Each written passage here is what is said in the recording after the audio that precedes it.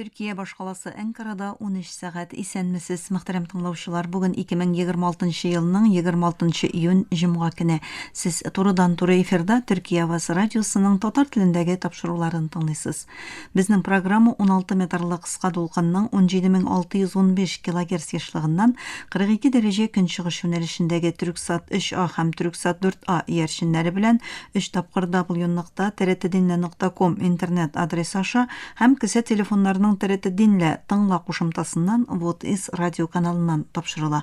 Тапшыруларыбызның кабатлавын Казан вакыты белән сәгать кичке 8 яртыда интернет һәм иярчен аша Вот Is радио каналыннан тыңлый аласыз. Тапшыруыбызның бүгенге чыгарылышында соңгы хәбәрләрдән соң Төрки дөньяның йолдызлары программасы белән Төркиянең урам ризыклары язмасын тәкъдим итәрбез.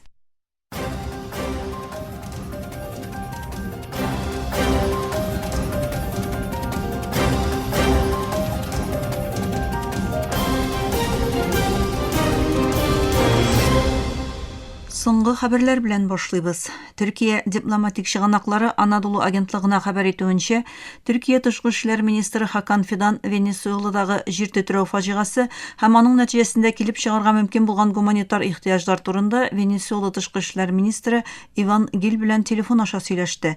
Пәнҗешәмбе көнне сөйләшү барышында Фидан Гилдән җир тетрәүләренең йогынтысы һәм Венесуэланың ярдәмгә мохтаҗлыгы турында мәгълүмат алды. Чыганаклар хәбәр итүенчә, Төрк халкы исеменнән кайгы уртаклашкан Фидан Төркиянең илгә ярдәм күрсәтүен дәвам итәчәген белдерде. Исегезгә төшерәбез, чәршәмбе кичендә Венесуэлада 2 көчле җир тетрәү булды. Илнең төньякын батышындагы Сан-Филиппе янында 7,2 баллы, аннан соң Юмаридан көньяк чыгышта 7,5 баллы зилзилә теркәлде. Милли парламент спикеры Хорхе Родригес беренче җир тетрәүләрдән бирле 138 авторшок теркәлүен әйтте. Родригес һәлакәттә үлүчеләр санының 188-гә җитүен, 1520 кешенең яралануын, 200 кешенең җимерекләр астында калуын, 157 кешенең исә югалуын белдерде. Родригес шулай ук барлыгы 346 аскырма объекты, шул исәптән 250 бина һәм 20 сәүдә үзәге зыян күрүен, җимерелүләрнең күбесенчә Ла Гуайра штатында булуын әйтте. Венесуэладагы 7,2 һәм 7,5 баллы җир тетрәүләрдән соң Төркиядәге оешмалар эшкә кереште. Афәтләр һәм гадәттән тыш хәлләр белән идарә итү рәислеге координациясендә Тышкы эшләр министрлыгы, Милли саклану министрлыгы, Сәламәтлек саклау министрлыгы һәм Илбашы идарәсенең иминлек эшләре гомум мөдирлеге беренче чиратта булу белән бергә бәйләнештә оешмалар арасында тәэмин ителгән элемтә нәтиҗәсендә ярдәм әзерлекләре тамамланды. Гомум штаб белән координация кысаларында бирелгән А4СМ төрендәге хәрби очкыч белән Истанбул, Измир һәм Денизлидән 37 кешелек эзләү коткару һәм гуманитар ярдәм төркеме, Сәламәтлек саклау министрлыгы карамагындагы 6 кешелек милли медицина коткару төркеме, Төрек Кызылайының 2 гуманитар ярдәм хезмәткәре, 2 эзләү эте һәм тулысынча җиһазландырылган 3 эзләү коткару техникасы җир тетрәү булган төбәккә җибәрелә. Тышкы эшләр министрлыгы һәм Төркиянең Каракастагы илчелеге аша төбәктәге вазгыять һәм ихтыяҗ анализлары якыннан күзәтелә. Берләшкән Милләтләр Оешмасы Венесуэлада җимерге җир тетрәүләрдән соң шәһәрдә эзләү һәм коткару төркемнәрен урнаштыруны җиңеләйткән гуманитар ярдәм мобилизациясын башлады. БМО сөючесе Стефан Дюжарик, БМОның гуманитар эшләр координациясе офисы шәһәрдә эзләү һәм коткару төркемнәрен урнаштыруны җиңеләйтә диде һәм гомумсәр хатип Антонио Гутерришның әгъза дәүләтләрдән килгән ярдәм тәкъдимнәрен хуплавын белдерде. Шул вакытта АКШ Көньяк командирлыгы ярдәм операцияләре мәсьәләсендә дәүләт департаменты һәм халыкара партнерлар белән координация урнаштыруын һәм контроль өчен оператив планлаштыру төркеме булдыруын җиткерде. АКШ һәм Харсы култыгы хезмәттәшлеге шурасы илләре стратегик яктан мөһим булган Ормуз бугазын яңадан ачарга чакырдылар. Бу су юлы аша ирекле үтүнең региональ һәм глобаль куркынычсызлык өчен хәлиткеч булуын ассызыкладылар. Бахрейнда узган АКШ Харсы култыгы хезмәттәшлеге шурасы министрлары очрашуыннан соң чыгарылган уртак белдергедә ике якта бугазны кабат ачуның мөһимлеген ассызыкладылар. Халыкара хукук нигезендә транзит үтү хукукын да кертеп, ирекле, шартсыз һәм шикләнмәгән кичү региональ һәм глобаль куркынычсызлык өчен бик мөһим дип белдерделәр. Министрлар шулай ук АКШ һәм Иран арасындагы сөйләшүләрнең дошманлыкны даими бетерү юнәлешендә алга бару процессында алгарыш һәм бердәмлекнең саклануы кирәклегенә басым ясадылар.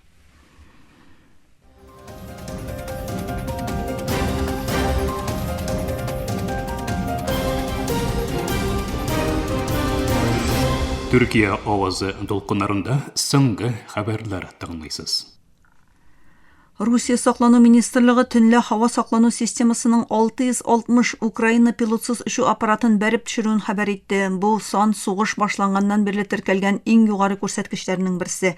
Министрлык җомга көнне Русия дәүләт карамагындагы МАКС платформасында ясаган белдерүендә пилотсыз ұшу аппаратларының күп төбәкләргә, шул исәптән Русия башкаласы Мәскәүгә, аннексияләнгән Крым ярым утравында, Кара диңгездә һәм Азов диңгезендә юк ителүен җиткерде.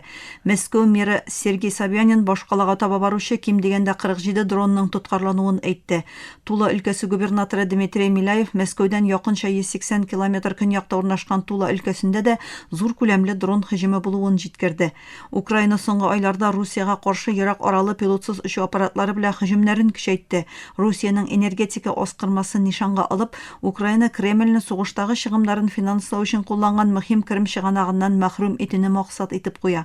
Узган атнада Украина һөҗүменнән соң Мәскәүнең көньяк чыгышындагы нефт эшкәртү объектында янгын чыкты.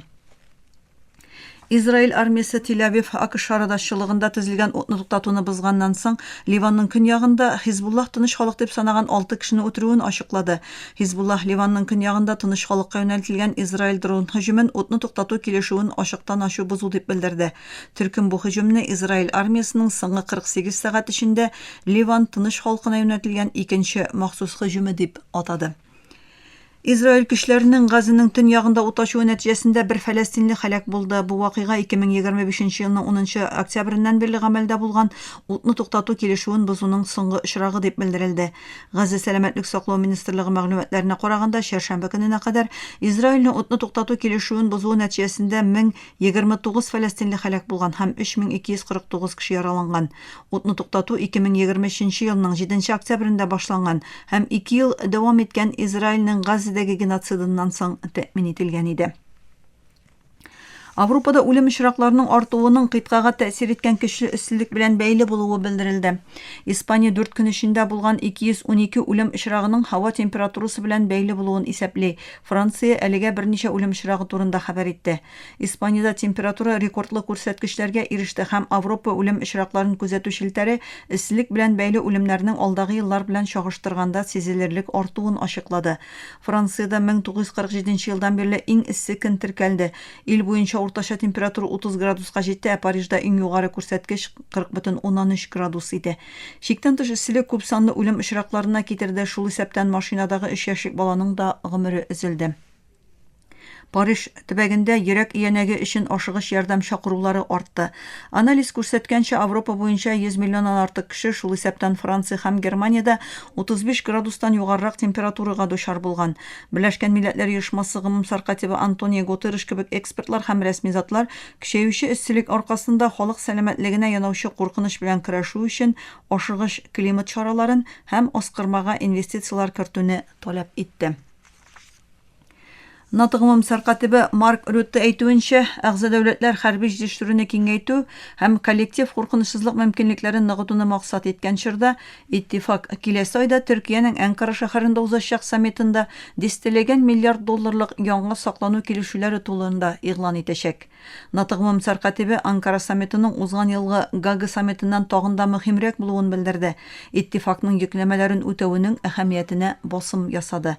Рютте әйтүенчә, 7-8 июльдә Әнкарада узачак НАТО саммиты саклану сәнәгате хезмәттәшлеген киңәйтүдә һәм җитештерү куәтен арттыруда ирешелгән алгарышны күрсәтү өчен мөмкинлек бирәчәк.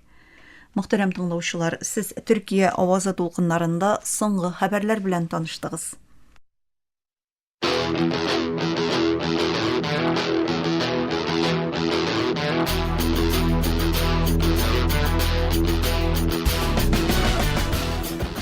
Türkiye'nin uran rızıkları.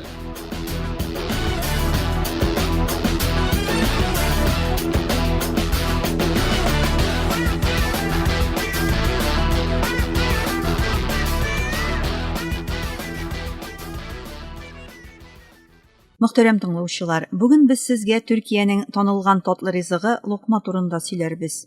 Ашаганда бик тәмле булса да, соңыннан нигә ашадым дип үкенерлек тә десерт ул. Türkiye'нең урам ризыклары тапшыру тезмәбездә сезне бу җирләрнең тиз әзерләнә торган, шуңа да карамастан бик тәмле ризыклары белән таныштыруны дәвам итәбез. Бүгенге менюда локма татлы ризыгы бар.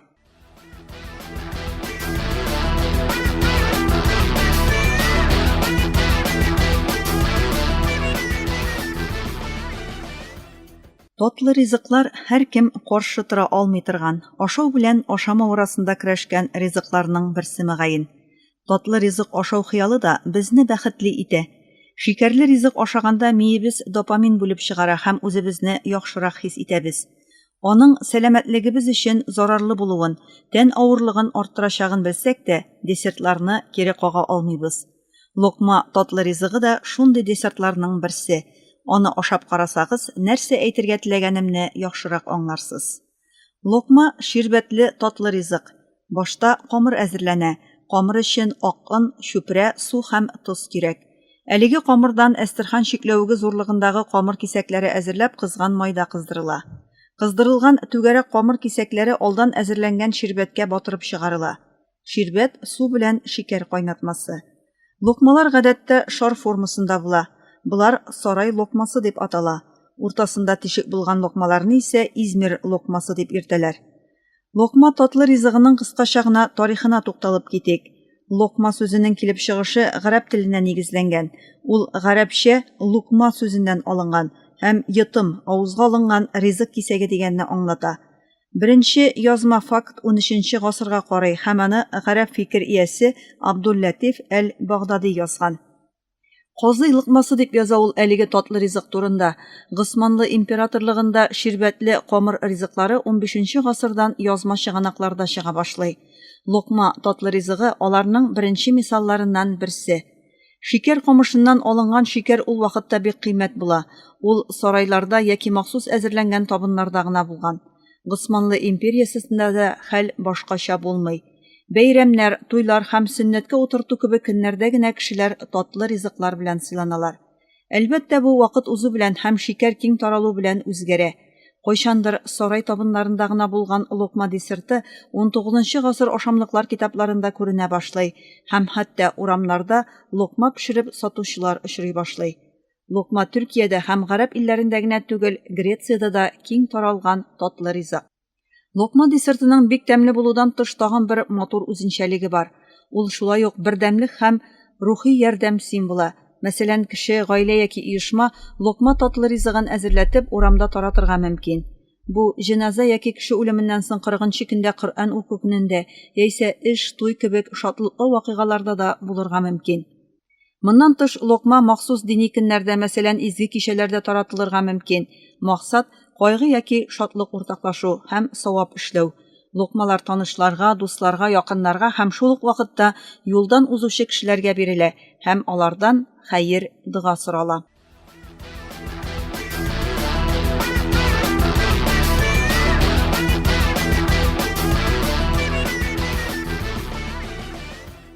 Менә локмачыга, ягъни аны пешереп сату урынына бару вакыты да җитте. Традицион локма сатучылар күбесенчә урамнарда күчеп йөрүче җайланма белән булалар. Алар җәен аеруча ял итү төбәкләрендә бик иш очрый. Сез үзегез теләгән зурлыктагы порцияны сайлый аласыз. Гадәттә иң кечкенә порция 10 локмадан тора. Теләккә карап өстенә дарчин сибелә, шырпы кебек чыбыкча куела. Менә хәзер тәмләп ашый аласыз. Монда шундый кисәтү ясарга телим. Әгәр сез ялгыз гына ашарга җыенасыз икән, 10 локма җитә. Ләкин дустың белән бергә ашарга җыенсаң, ул сезгә җитмәс дип уйлыйм. Без кисәтик тә, калганы сезнең эш. Соңгы елларда яңа заманча локма җитештерүчеләр бик популяр. Гадәттә мондый локма әзерләүчеләрнең үз кибетләре бар. Алар вафли сатучыларга охшаган. Локма татлы ризыгы бер үк ысул белән ясала, ләкин эче төрле кремнар белән тутырыла һәм өстенә төрле соуслар сибелә. Соус өстенә төрле ингредиентлар сибеп бизәргә мөмкин. Сезгә икесен дә ашап карарга киңәш итәбез. Ләкин үткәннәрдән бүгенгә кадәр килеп җиткән локма татлы ризыгы традицион рәвештә әзерләнгәне.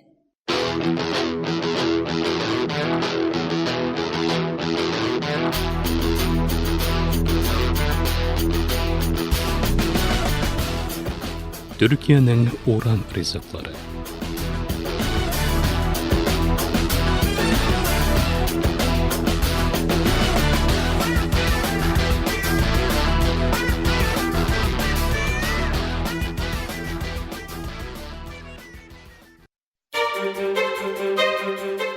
Burası Türkiye'nin Sesi Radyosu. This is the voice of Turkey. Hier ist die Stimme Türkiye's. Ici TRT, Radio La Voix de Türkiye. اینجا آنکارا رادیو صدای ترکیه. هنا إذاعة صوت تركيا. Danışır Türkiye'nin Sesi Radyosu. Ovdi Radio Glas Türkiye. Türkiye'nin Sesi Radyosu. Qui è la radio La Voce della Turquía. Esta es la voz de Turquía. Слушате емисията на български език на Радио Гласът на Тюркия. Юфлет Зари и Türkiye. 这里是土耳其之声广播电台。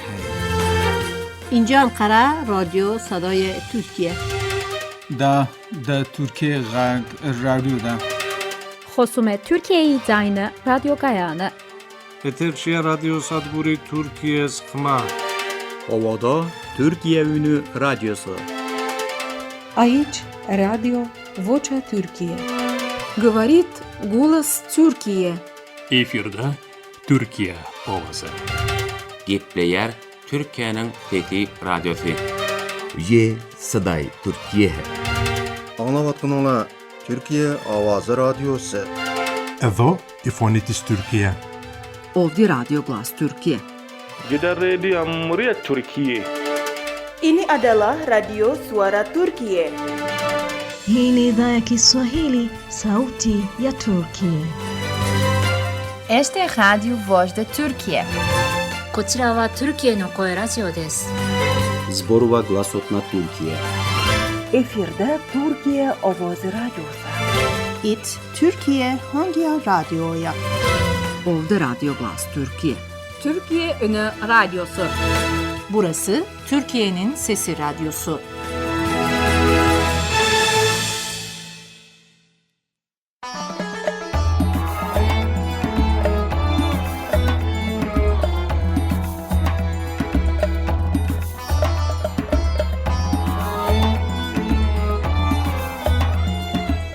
Türkiye dünyanın yıldızları.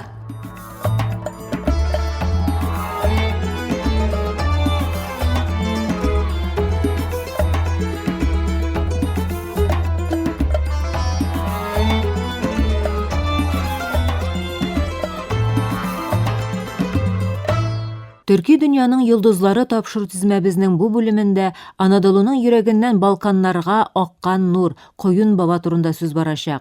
Yazmanı Halkara Münasebetler bilgisi Cemil Dığaş İpek әзірледі.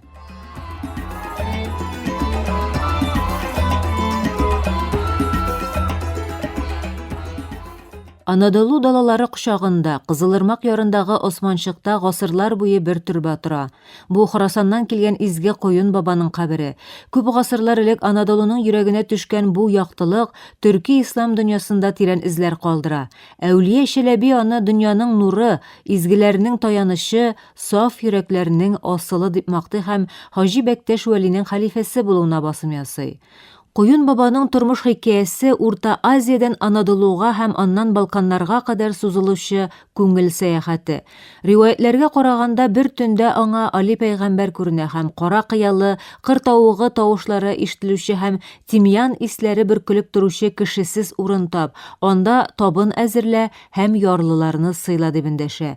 Бу изге билгедән соң Koyun Baba илдән илгә сәяхәт итә. Хорасан изгеләренең традициясе буенча ул башта Кәрбелага, аннары Хаҗга юл тота. Анадолудан узганда ул күпмедер вакытка Бурсада туктала, хәтта биредә бер хуҗалыкта көтүче булып эшләп ала.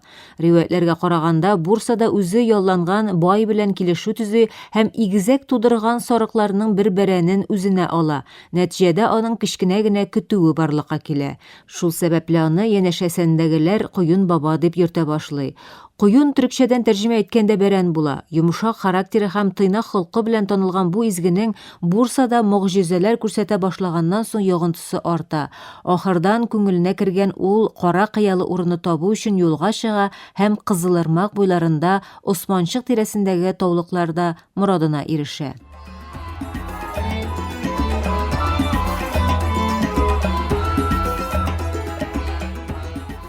Куюн баба Амаси белән Шурум арасында урнашкан Османчыкта бер дәргах ача һәм мөгаллимлек вазифасын дәвам итә. Ул сөйләүләргә караганда Арафат калкулыгында сагыз агачы төбенә чатыр кора һәм яныннан узучыларга табын әзерли. Аның могҗизалары телдән телгә күчә. Сусыз калган авылларга яңгыр дугасы белән су китерүе, авыруларны терелтүе турындагы хикәяләр халык арасында тарала һәм Куюн бабаны таныта. Шул тирәдә яшәүчеләр һәм гизүче дәрвишләр аның чатырына килә һәм хәер-хахын ала. Куюн бабаның даны шул кадәр киң тарала ки, хәтта сарайга барып җитә. Риваятләргә караганда, аның турында хәтта Фатих Солтан Мәхмәт тә ишеткән. Куюн баба Анадолуның төркләшеп исламлашуында роль уйнаган дәрвишләрнең берсе. Ул үзенең укучылары белән бергә Анадолу һәм Румелинең ватан булуына рухи өлеш кертә. Аннан соң 100 еллар узуына карамастан Куюн бабаның хатирәсе халык арасында саклана. Әүлия Чәләби 17-нче гасырда күргән ул дәргах патшалыкның ахыргы чорына кадәр эшчәнлеген дәвам итә. 1925 елда мондый гыйбадәт урыннары ябылганнан соң да Куюн бабаның төрбәсе халык өчен ачык кала. Анадолуның һәм Балканнарның һәр почмагында Куюн баба исеме белән искә алынучы төрбә һәм йортлар халыкның игътибар үзәгендә.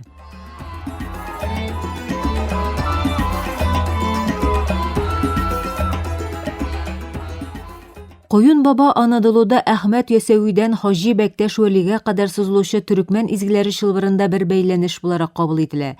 Әүлия Чәләбинең аны Хаҗи Бәктәш Вәлинең хәлифәсе санавы да шуңа күрәдер.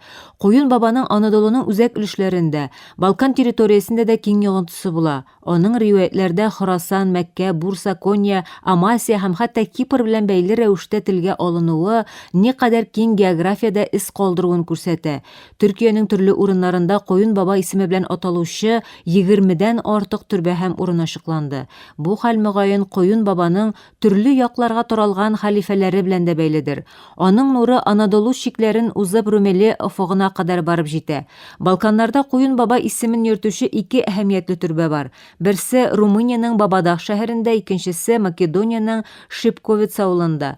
Куюн баба Хорасаннан Анадолуга сузылучы дәрвишлек традицияләрен Балканнарга илтүче нур күпере сыман. Түрек халкы әлеге нурны гасырлар буе күңелендә йөртә һәм киләчәк буыннарга илтә. Мөхтәрәм тыңлаучылар, игътибарыгызга халыкара мөнәсәбәтләр белгече Җәмил Догач Ипәкнең Анадолуның йөрәгеннән Балканнарга аккан нур Куюн баба язмасын тәкъдим иттек.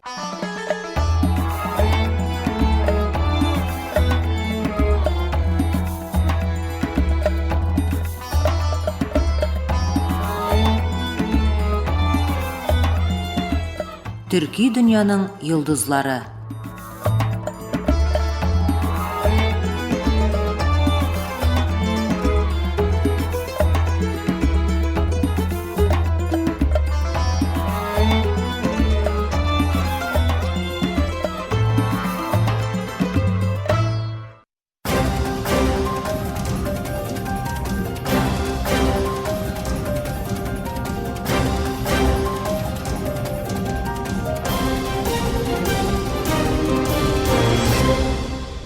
Мөхтәрәм тыңлаучылар, Төркия Аваз радиосының татар телендәге тапшырулары шушының белән ахырына якынлашты. Безнең программа һәр көн Төркия һәм Казан вакыты белән көндезге сәгать 1дә 16 метрлы кыска дулкынның 17615 кГц ешлыгыннан Түрксат 3А һәм Түрксат 4А иярченнәре белән 3 тапкыр www.trtdinle.com интернет адресы аша һәм кесе телефоннарының TRT Dinle тыңла кушымтасыннан WhatIs радио каналыннан тапшырыла. Әлегә без сезнең белән саубуллашабыз, эфирда киләсе очрашуга кадәр.